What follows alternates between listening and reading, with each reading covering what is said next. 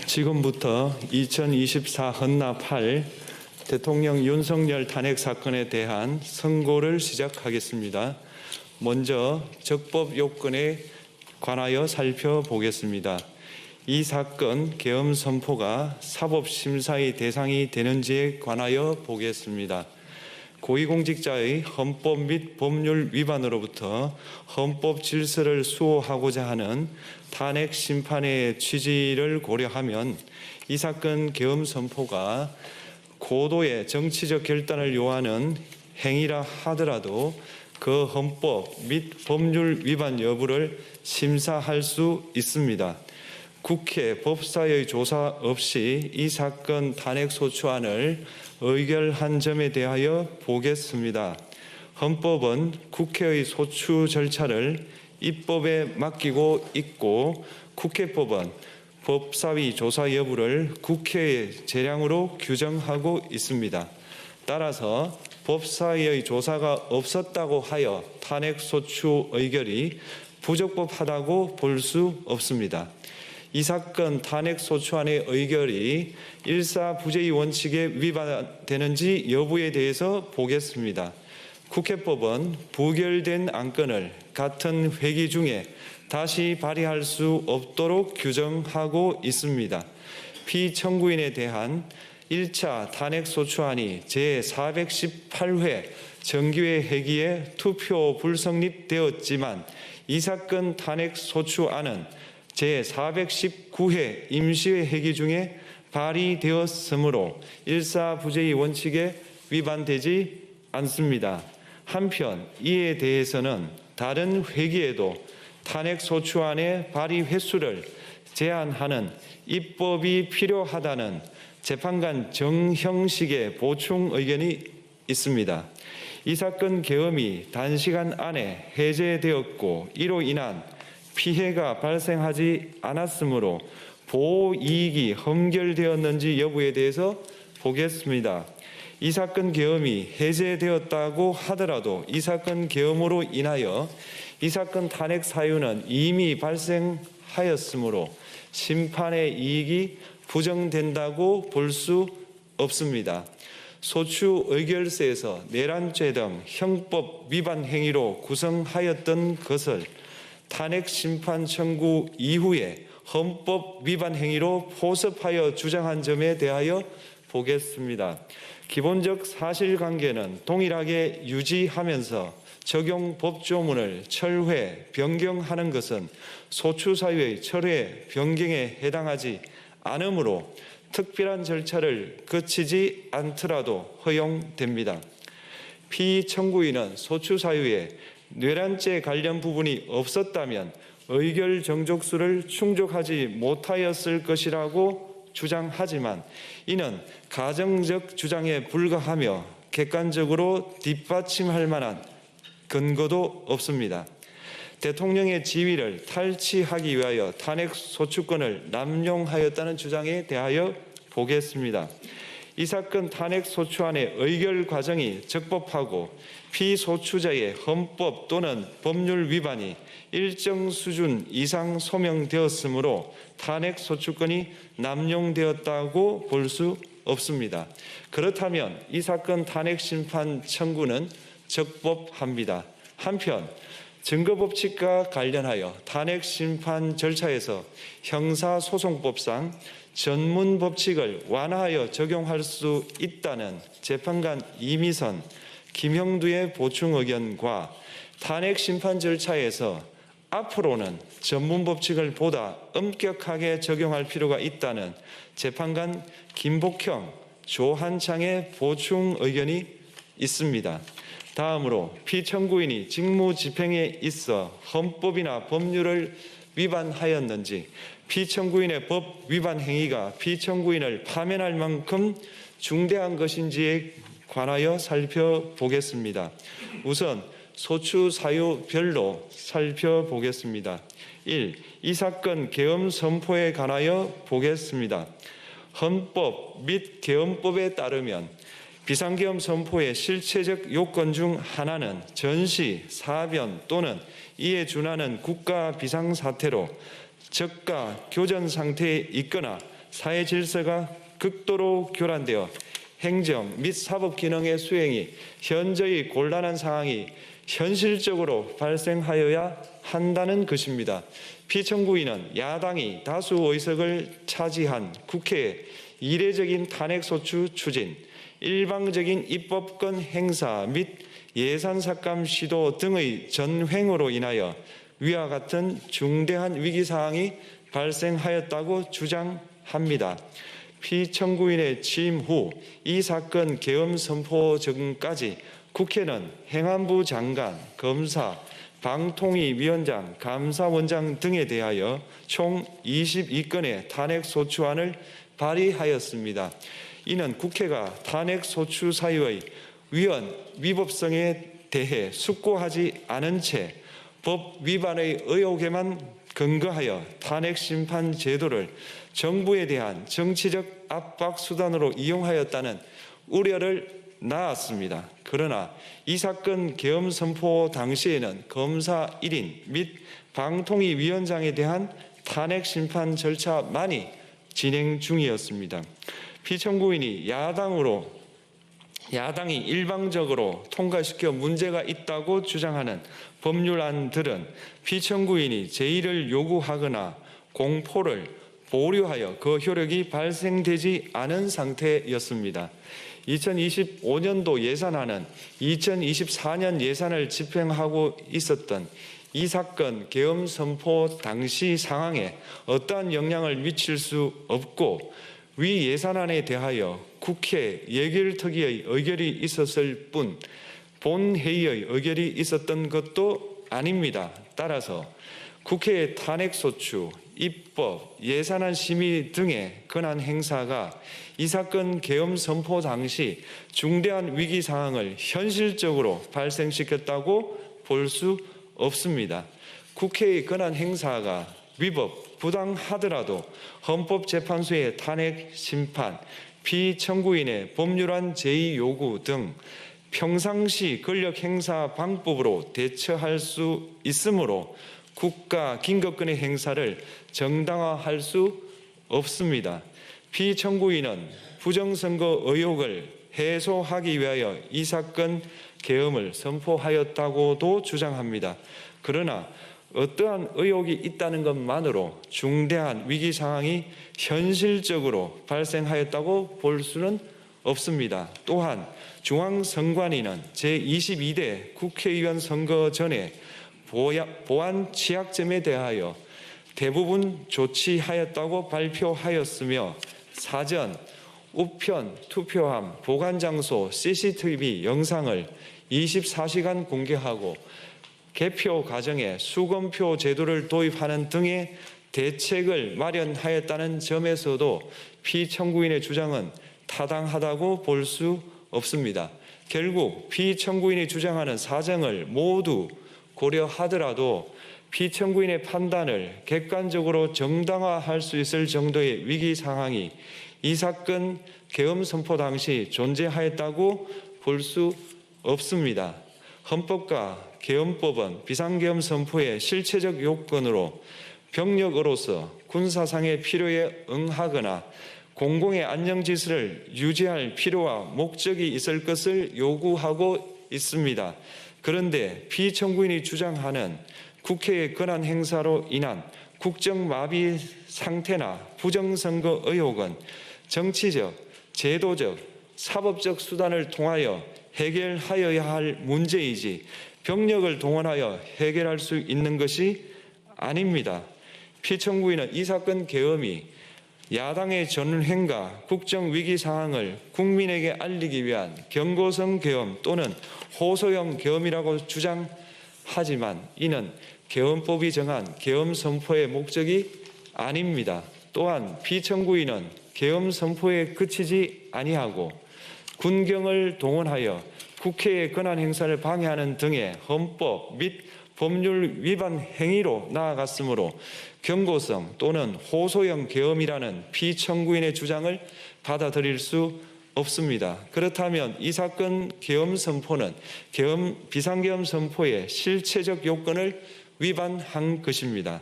다음으로 이 사건 계엄 선포가 절차적 요건을 준수하였는지에 관하여 보겠습니다. 계엄 선포 및 계엄 사령관 임명은 국무회의의 심의를 거쳐야 합니다. 피청구인이 이 사건 계엄을 선포하기 직전에 국무총리 및 9명의 국무위원에게 계엄 선포의 취지를 간략히 설명한 사실은 인정됩니다. 그러나 피청구인은 계엄사령관 등 이 사건 계엄의 구체적인 내용을 설명하지 않았고 다른 구성원들에게 의견을 진술할 기회를 부여하지 않은 점을 고려하면 이 사건 계엄 선포에 관한 심의가 이루어졌다고 보기도 어렵습니다. 그 외에도 피청구인은 국무총리와 관계 국무위원이 비상계엄 선포문에 부서하지 않았음에도 이 사건 계엄을 선포하였고 그 시행 일시, 시행 지역 및 계엄사령관을 공고하지 않았으며 지체 없이 국회에 통고하지도 않았으므로 헌법 및 계엄법이 정한 비상계엄 선포의 절차적 요건을 위반하였습니다. 2. 국회에 대한 군경 투입에 관하여 보겠습니다. 피청구인은 국방부 장관에게 국회에 군대를 투입할 것을 지시하였습니다. 이에 군인들은 헬기 등을 이용하여 국회 경내로 진입하였고 일부는 유리창을 깨고 본관 내부로 들어가기도 하였습니다. 피청구인은 육군 특수전 사령관 등에게 의결 정족수가 채워지지 않은 것 같으니 문을 부수고 들어가서 안에 있는 인원들을 끄집어내라 는 등의 지시를 하였습니다. 또한 피청구인은 경찰청장에게 계엄사령관을 통하여 이 사건 포고령의 내용을 알려주고 직접 6차례 전화를 하기도 하였습니다. 이에 경찰청장은 국회 출입을 전면 차단하도록 하였습니다. 이로 인하여 국회로 모이고 있던 국회의원들 중 일부는 담장을 넘어가야 했거나 아예 들어가지 못하였습니다. 한편 국방부 장관은 필요시 체포할 목적으로 국군 방첩사령관에게 국회의장, 각 정당 대표 등 14명의 위치를 확인하라고 지시하였습니다. 피청구인은 국가정보원 1차장에게 전화하여 국군 방첩사령부를 지원하라고 하였고 국군 방첩사령관은 국가정보원 1차장에게 위 사람들에 대한 위치 확인을 요청하였습니다.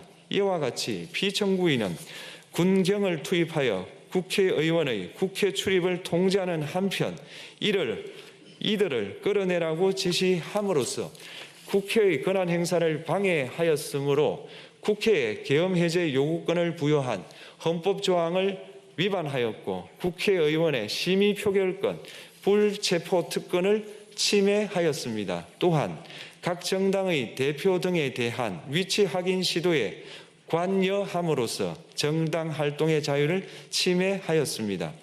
피청구인은 국회의 권한 행사를 막는 등 정치적 목적으로 병력을 투입함으로써 국가안전보장과 국토방위를 사명으로 하여 나라를 위해 봉사하여 온 군인들이 일반 시민들과 대치하도록 만들었습니다. 이에 피청구인은 국군의 정치적 중립성을 침해하고 헌법에 따른 국군 통수 의무를 위반하였습니다. 3. 이 사건 포고령 발령에 관하여 보겠습니다. 피청구인은 이 사건 포고령을 통하여 국회, 지방의회, 정당의 활동을 금지함으로써 국회에 계엄 해제 요구권을 부여한 헌법조항, 정당 제도를 규정한 헌법조항, 대의민주주의 권력분리 원칙을 위반하였습니다. 비상계엄 하에서 기본권을 제한하기 위한 요건을 정한 헌법 및 계엄법 조항, 영장주의를 위반하여 국민의 정치적 기본권, 단체 행동권, 직업의 자유를 침해하였습니다. 4. 중앙선관위에 대한 압수수색에 관하여 보겠습니다. 피청구인은 국방부 장관에게 병력을 동원하여 선관위의 전산 시스템을 점검하라고 지시하였습니다. 이에 따라 중앙선관위 청사에 투입된 병력은 출입 통제를 하면서 당직자들의 휴대전화를 압수하고 전산 시스템을 촬영하였습니다. 이는 선관위에 대하여 영장 없이 압수수색을 하도록 하여 영장주의를 위반한 것이자 선관위의 독립성을 침해한 것입니다. 5. 법조인에 대한 위치 확인 시도에 관하여 보겠습니다. 앞서 말씀드린 바와 같이 피청구인은 필요시 체포할 목적으로 행해진 위치 확인 시도에 관여하였는데 그 대상에는 퇴임한 지 얼마 되지 않은 전 대법원장 및 전 대법관도 포함되어 있었습니다. 이는 현직 법관들로 하여금 언제든지 행정부에 의한 체포 대상이 될 수 있다는 압력을 받게 함으로 사법권의 독립을 침해한 것입니다. 지금까지 살펴본 피청구인의 법 위반 행위가 피청구인을 파면할 만큼 중대한 것인지 관하여 보겠습니다. 피청구인은 국회와의 대립사항을 타개할 목적으로 이 사건 계엄을 선포한 후 군경을 투입시켜 국회의 헌법상 권한 행사를 방해함으로써 국민 주권주의 및 민주주의를 부정하고 병력을 투입시켜 중앙선관위를 압수수색하도록 하는 등 헌법이 정한 통치구조를 무시하였으며 이 사건 포고령을 발령함으로써 국민의 기본권을 광범위하게 침해하였습니다. 이러한 행위는 법치국가 원리와 민주국가 원리의 기본 원칙들을 위반한 것으로 그 자체로 헌법 질서를 침해하고 민주공화정의 안정성에 심각한 위해를 끼쳤습니다. 한편 국회가 신속하게 비상계엄 해제 요구를 결의할 수 있었던 것은 시민들의 저항과 군경의 소극적인 임무 수행 덕분이었으므로 이는 피청구인의 법 위반에 대한 중대성 판단에 영향을 미치지 않습니다. 대통령의 권한은 어디까지나 헌법에 의하여 부여받은 것입니다. 피청구인은 가장 신중히 행사되어야 할 권한이 국가 긴급권을 헌법에서 정한 한계를 벗어나 행사하여 대통령으로서의 권한 행사에 대한 불신을 초래하였습니다. 피청구인이 취임한 이래 야당이 주도하고 이례적으로 많은 탄핵 소추로 인하여 여러 고위공직자의 권한 행사가 탄핵 심판 중 정지되었습니다. 2025년도 예산안에 관하여 헌정사상 최초로 국회 예산결산특별위원회에서 정액 없이 감액에 대해서만 야당 단독으로 의결하였습니다. 피청구인이 수립한 주요 정책들은 야당의 반대로 시행될 수 없었고 야당은 정부가 반대하는 법률안들을 일방적으로 통과시켜 피청구인의 제의 요구와 국회의 법률안 의결이 반복되기도 하였습니다. 그 과정에서 피청구인은 야당의 전횡으로 국정이 마비되고 국익이 현저히 저해되어 가고 있다고 인식하여 이를 어떻게든 타개하여야만 한다는 막중한 책임감을 느끼게 되었을 것으로 보입니다.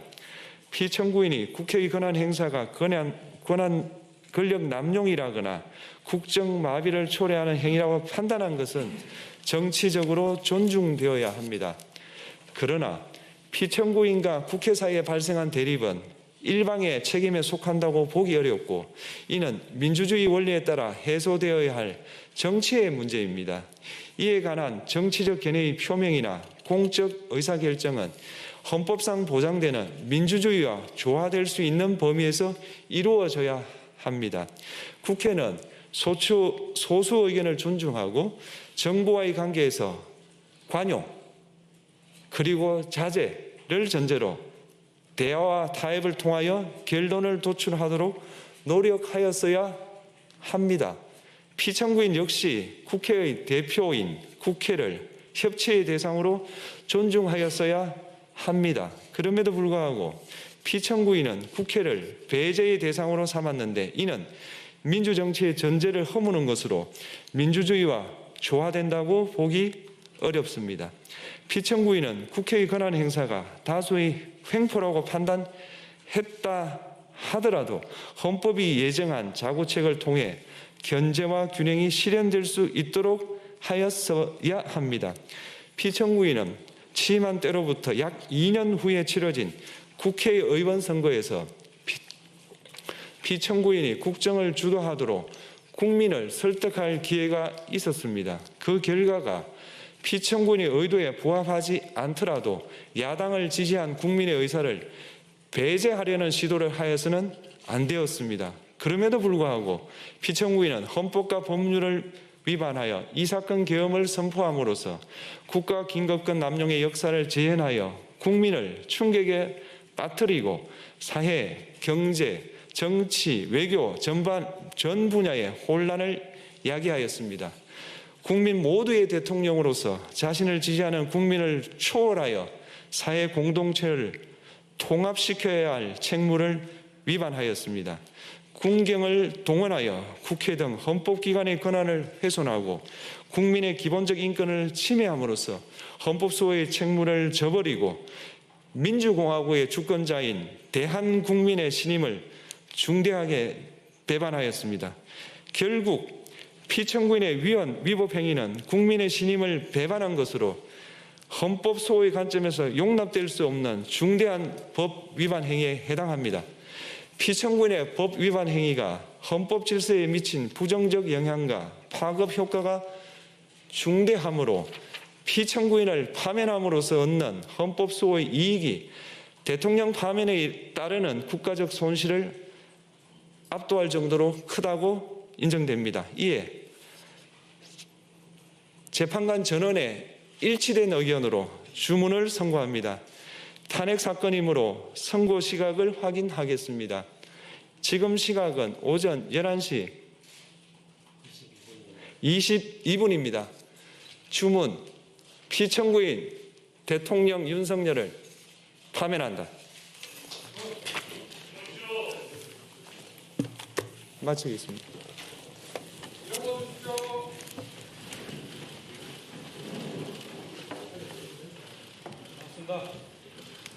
고맙습니다. 수고 많으셨습니다. 역사에 제기된 거야.